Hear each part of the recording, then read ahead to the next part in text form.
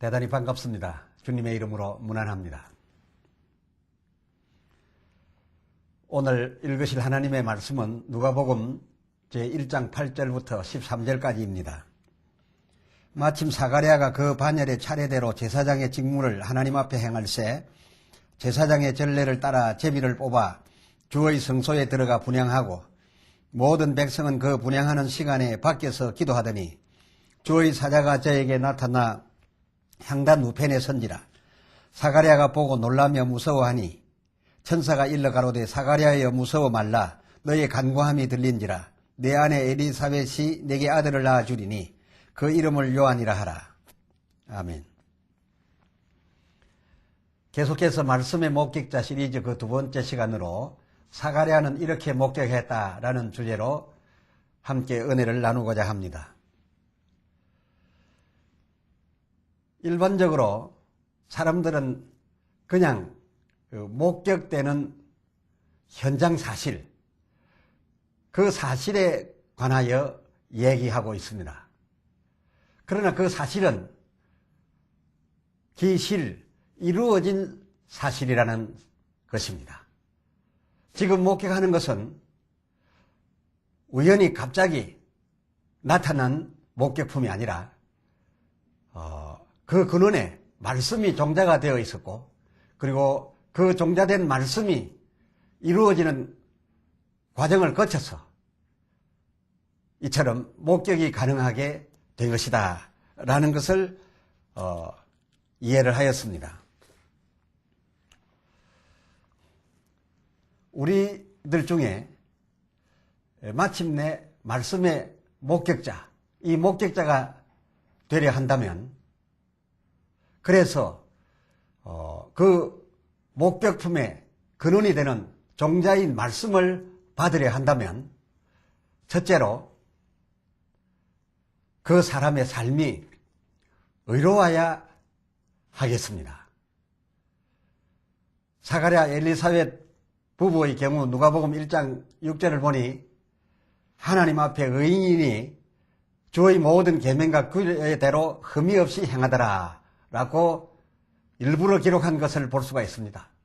오늘 말씀도 받고 이루어지는 과정에 참여하여 결국 그 말씀의 목격자가 되었던 사가랴와 엘리사벳은 그의 삶이 의로웠고 또 모든 계명과 규례대로 살아서 하나님 앞에서 깨끗하였더라. 이러한 그들의 생활의 상태를 일부러 소개하는 것을 눈여겨볼 필요가 있습니다. 그리고 또 예수를 목격한, 예수를 품에 안게 된 마리아 요셉의 경우도 굳이 성경은 그들에 관하여 마태복음 1장 19절에 요셉은 의로운 사람이라 라는 기록으로서 의로운 사람에게 하늘로서 보내어져 온 하나님의 사자가 임하게 된다라는 것을 연결해서 표현하는 것을 가볍게 여겨서는 안 될 것 같습니다. 또 창세기 6장 9절도 살펴보면 노아는 의인이요 당시에 완전한 자라 라는 표현을 함으로써 당시에 하나님께서 그에게 주시는 엄청난 그 목격품에 이룰 말씀을 받을 때에 그 노아의 생활의 상태를 말해주고 있습니다. 일부러. 요한복음 1장 47절 하반절에 나타난 나다나엘처럼 예수님을 이렇게 졸지에 만나려고 한다면 그 속에 간사가 없도다 라는 표현을 했습니다. 이런 깨끗하게 살아오고 있는 사람들, 하나님 앞에서 의롭다 여김을 받는 사람들, 이런 사람들이 마침내 목격할 수 있는 그 목격품의 근원이 되는 종자 말씀을 받을 수 있었더라라는 것을 우리는 간과해서는 안 되겠습니다. 그리고 두 번째, 그 말씀을 소지한 천사가 하나님의 보냄을 받아서 대체적으로 도착하는 장소가 있었습니다. 이것을 우리가 잘 기억해 두셔야 우리를 그 장소에 갖다 두어야 그 장소로 임하는 하나님 보낸 사자를 만날 수 있지 않겠습니까? 어떤 장소였느냐? 누가복음 1장 8절 마침 사가랴가 그 반열의 차례대로 그리고 9절에 보면 주의 성소에 들어가 분향하고 이 차례대로 분향했다는 것은 그 제사하는 일들이 그 규례와 절차가 여러 날 걸리기 때문에 며칠씩 이렇게 그 저기를 뽑아서 순서에 따라 들어갔다 그런 말이 되겠습니다. 그러니까 이미 사가랴가 제사장 직분을 하고 있는 것이 그 시작에서부터 상당한 시간이 그 성소에서 흘렀고 또 그 성소에서 이루어지고 있었습니다. 9절에 주의 성소에 들어가 분향하고 그리고 10절에 모든 백성은 그 분향하는 시간에 기도하더니 라고 기록된 것을 볼 수가 있습니다. 그러니까 그 집회를 인도하는 직무를 맡은 사람은 거룩히 그 절차를 따라 인도하고 있고 모든 백성들은 함께 그 앞에서 찬송을 부르든지 또 아니면은 기도하든지 하는 그 순서를 따라서 계속 집회가 되고 있던 중에 11절에 주의 사자가 나타나 향단 우편에 선지라 이렇게 기록된 것을 볼 수가 있습니다. 그러니까 하나님께서 이 목격품이 될 그 근원되는 종자 말씀을 그 사자에게 들려서 이렇게 우리 가운데로 보낼 때에 그 보내는 장소가 어디인지 깨끗한 삶을 살아온 사람들은 이 장소를 기억하고 있어야 되고 그러한 장소에 자기가 가서 몸을 맡겨둬야 그 사자를 만날 수 있다. 이런 계산을 할 수가 있습니다. 사도행전 2장 1절에도 보면 오순절 날이 이름에 저희가 다 같이 한 곳에 모였더니 그러니까 오순절 50일 동안 계속되는 절기 거의 마지막 날쯤이었습니다.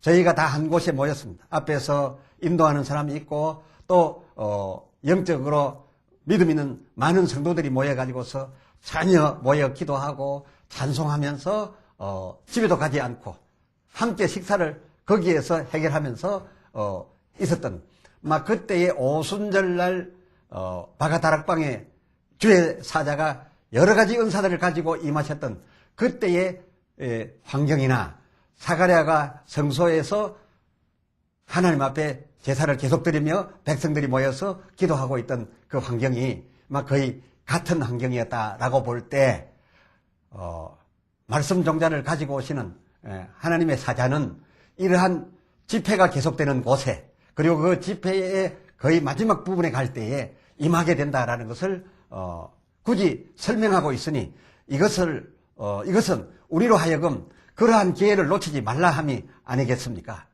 그때 호련히 하늘로부터 저희에게 나타나서 각 사람에게 임하여 각 사람마다에게 은사를 주셨던 막 그때의 그 사실을 우리는 살펴볼 수가 있습니다.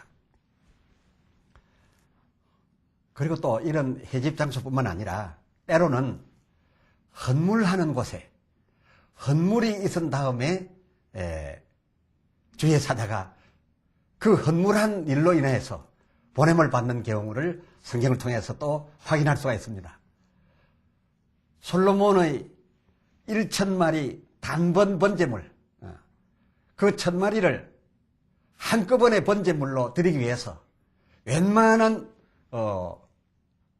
그 성소에는 감당할 수 없었기 때문에 기브온 큰 산당에 가가지고서 열왕기 상 3장 4절에 보면 큰 산당에 가서 한꺼번에 1,000마리나 번제물로 하나님 앞에 올리게 되었던 경우처럼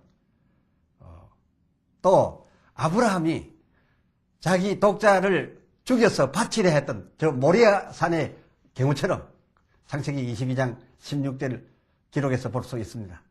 이런 아주 충격적인 헌신, 이 충격적인 헌신이라는 것은 우리 주변 사람들 보기에도 충격적이지만 하나님이 보실 때에도 이렇게까지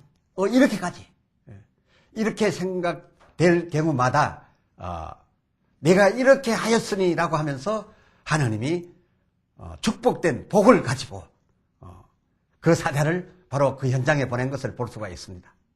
이처럼 크게 헌신한 경우라든지 또 깜짝 놀랄 만큼 헌물을 하였을 때, 이것은 모든 사람이 생각할 때 단가가 높은 그런 것이 아니라 그 사람에 비하여 전 재산을 드렸을 경우, 가부에 2렙돈을 두고서도 예수님께서는 전 재산이라고 했던 만큼 하나님이 보실 때에 그의 형편에 아주 충격적인 헌물을 한다든지 헌신을 하였을 때에는 하나님께서 그러한 자에게 거의 어김없이 해결될 만한 복을 들려가지고서 천사를 보내었고, 또 그렇게 헌신하고 또 헌금하였던, 헌물하였던 이러한 사람들은 하나님의 보냄받은 천사를 만나서 큰 축복에 들어간 것을 헤아려 볼 수가 있습니다. 그리고 또 여러분께서 이 성경에 나타난 주인공처럼 사가랴 엘리사벳처럼 말씀을 받고 제대로 접수한 후에 그리고 그 말씀을 이루어져가는 과정에 놓치지 않고 다 참여해가지고서 결국 얻을 수 없는 세례 요한을 품에 안고 목격할 수 있었던 것처럼 그와 같은 경험을 해보시기를 원한다면 또 한 가지 알아야 될 일이 있습니다. 세 번째 내용으로 하나님의 보내신 바 그 사자가 우리에게 접근해 올 때에 이용하는 교통수단이 있습니다. 하나님의 사자가 우리에게 접근해 올 때에 이용하는 수단은 어떤 것이었느냐? 동방박사들에게 마태복음 2장 12절을 살펴보면 꿈에 헤로데게로 돌아가지 말라라는 말씀을 한 것을 볼 수가 있습니다.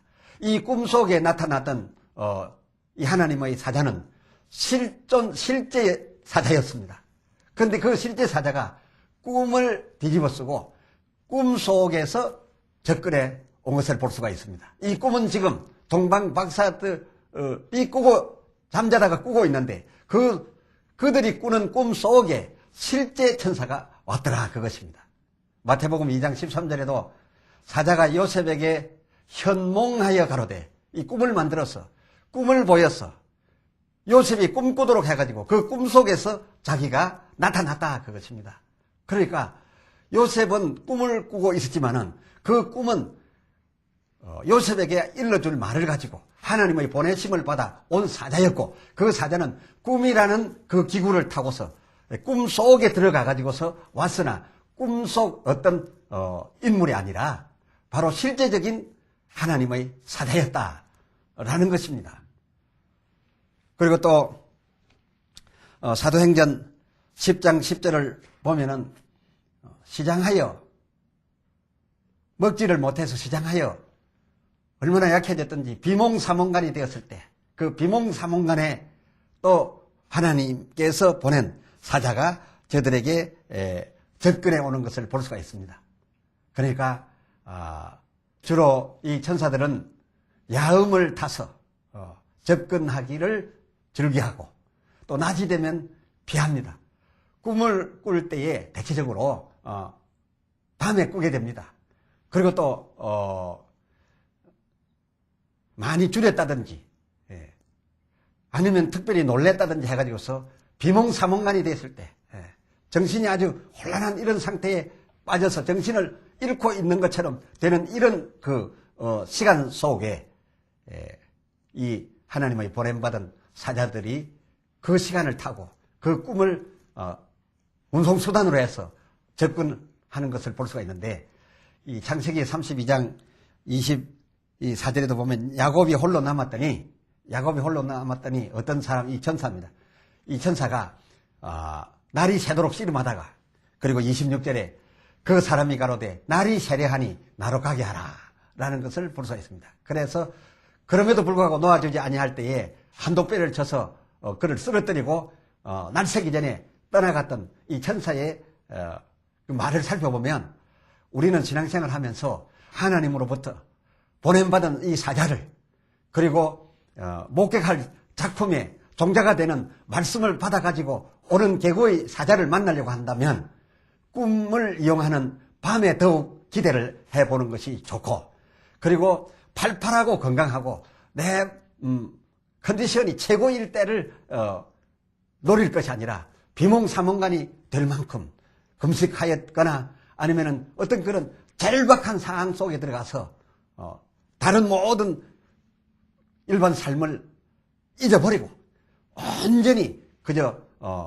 꿈인지 생신지 죽었는지 살았는지 내가 몸 밖에 있는지 몸 안에 있는지 모를 그런 상태가 되었을 때 순식간 하나님의 사자는 그 순간을 타고 자기에게 접근을 해온다라는 것을 우리는 이 성경을 통해서 확인할 수가 있습니다. 그리고 또 이러한 그들의 접근 방법을 무시해서는 그들을 만날 수가 없다라는 사실도 알아야 될 것 같습니다. 이처럼 그들의 그 꿈속이나 또 그들의 비몽사몽 그런 걸 통해서 온 천사들은 여러분의 생각에 그저 꿈에 본 꿈중 인물이 아닐까, 또 환상 중에 본 환상연물이 아닐까, 그렇게 생각하고서 그 꿈과 환상 속에 있었던 것을 조금 기억하고 그저 얘기하다가 꿈인 것을 하고서 거부해버립니다. 내보내버립니다. 그러나 이 성경을 통해서 우리가 알 수 있는 것은 하나님께서 보내신 사자가 그 근원되는 종자인 말씀을 들고 올 때에는 꿈을 만들어 가지고 그 꿈 안에서 이동해 왔다라는 사실입니다. 그리고 비몽사몽 상태 될 때까지 기다렸다가 비몽사몽 상태가 되었을 때에 나타났다라는 것입니다. 그 일반적인 사람들은 아이고 굶주려서 제정신이 아닐 때 본 걸 가지고 그러느냐, 아이고 그것도 실제도 아니고 꿈에 나타난 걸 보고 그렇게 대단하게 생각하느냐 하다가 그 꿈속에 왔던 그 사자를 놓치고 만다는 겁니다.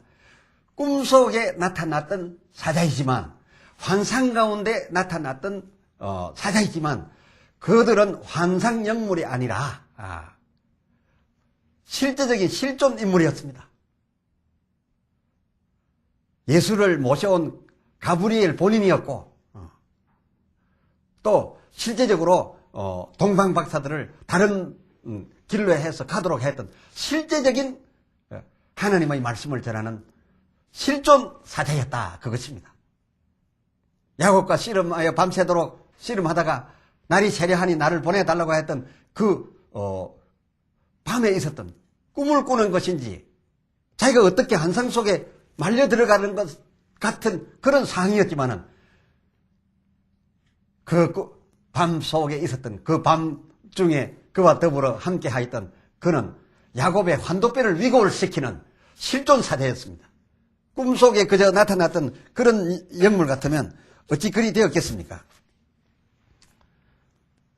그리고 네 번째, 하나님께서 보낸 사자가 내게 임하여 올 때의 느낌은 어떤 것이냐, 이건 중요합니다.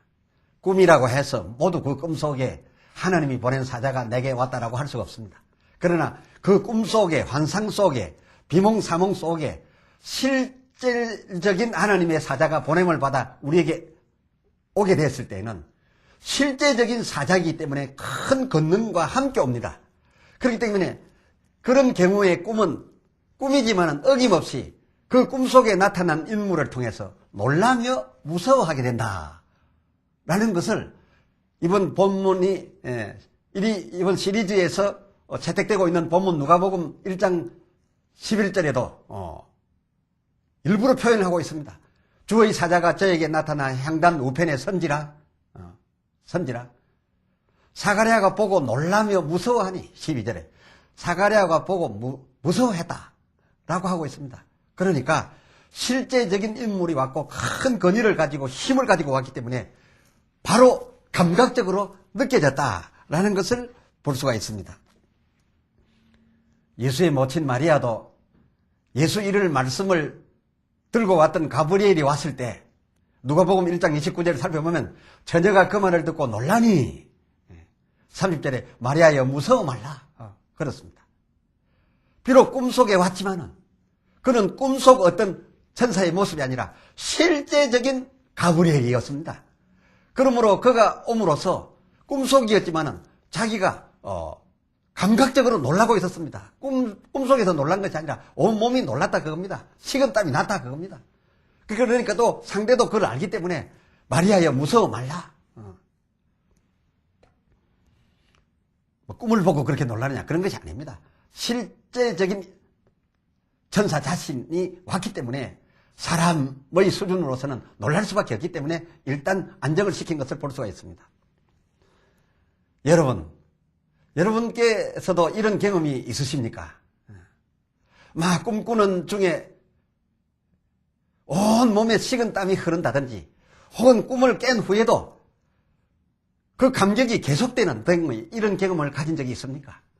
꿈이면 꿈으로서 꿈꾸고 나면 모르기도 하고 내가 어제 꿈을 꾼 것 같은데 뭐 어떤 꿈을 꿨는가 이런 차원이 아니라 꿈꾸는 중에도 온몸이 전율이 흐르고 그리고 꿈을 꾸고 난 후에도 실제적으로 내 감정과 내 감성이 막 움직이고 흥분하고 감격하는 등의 이런 경험을 한 적이 있습니까? 그렇다면 그 꿈속에 가까이 와서 놀라기도 하고 그리고 감동되기도 했던 그는 꿈속의 어떤 꿈인물이 아니라 그 꿈을 타고 들어왔던 실제적인 하나님의 사자가 큰 권능과 함께 임했기 때문에 내가 육체적으로, 내가 정신적으로, 내가 혼적으로 감동도 하고 느낄 수 있다라는 것을 우리는 이번 내용을 통해서 더 확실하게 알게 되었다라고 말씀을 드릴 수가 있겠습니다. 이것을 모르고 하나님 사자 꿈에서 접근하면 많은 경우 종자인 하나님 말씀을 받고도 유산하고 그리고 목격품을 보는 것은 상상도 할 수 없게 되는 이런 경우가 많습니다. 귀하께서는 동 시리즈로서 하나님께서 보낸 바 종자인 말씀의 유산을 피하고 엘리사벳처럼 불과했지만은 그 말씀으로 수태하여서 그 이루어진 작품 요한을 저들이 품었던 것처럼 여러분에게도 하나님께서 보내주셔서 그 사자가 들고 온 종자 말씀이 꿈속에서 접수가 되었다면 또 비몽사몽간에 접수가 되었다면 그냥 꿈으로 환상으로 치부해버리지 마시고 실제적인 하나님과 그의 사자의 만남, 하나님의 사자와 나의 만남으로 믿음 속에 확보해가지고 지켜서 그 사자가 갖고 온 말씀을 이루어 목격하는 여러분이 되시기를 우리 주 예수 그리스도의 이름으로 축원합니다. 기도합시다. 하나님 아버지, 말씀의 목격자 시리즈로 함께 은혜를 나누고 있습니다.